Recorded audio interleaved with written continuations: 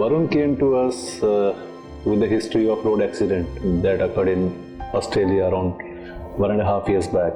He suffered from a complete spinal cord injury. It means there was no sensation, no movements, and no bladder bowel sensation sense present below the level of injury. So practically he was totally paralyzed below the waist level.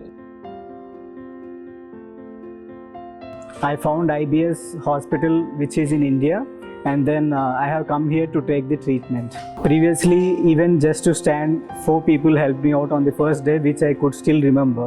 But now with no help, I am able to walk by myself with small walker. The approach that we adapted was to convert him from a complete injury to incomplete spinal cord injury, get some body function back, and then work on it more and more to be able to bring him back to routine life.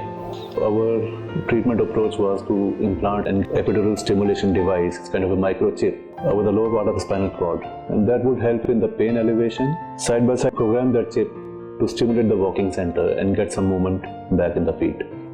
So the next step was to proceed with sacral neuromodulation. Like we place a chip on a spinal cord, there's a similar device like a wire which is placed over the sacral nerve root. Over the months, he became continent totally. Like now, when I last spoke to him, he's able to void his bladder completely. He's able to hold on to stool and pass it completely, and he's regained all his bladder bowel and sexual activity back. Once the epidural stimulation was done, we took him for the neurorobotic rehabilitation.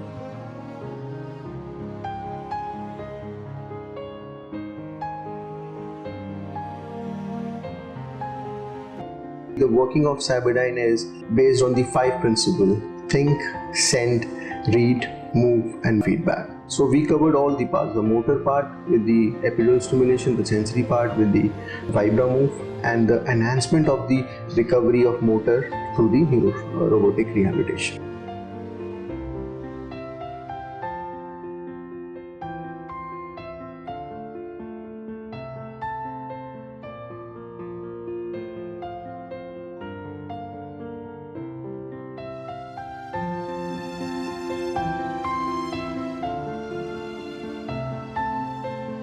He's not wheelchair bound anymore.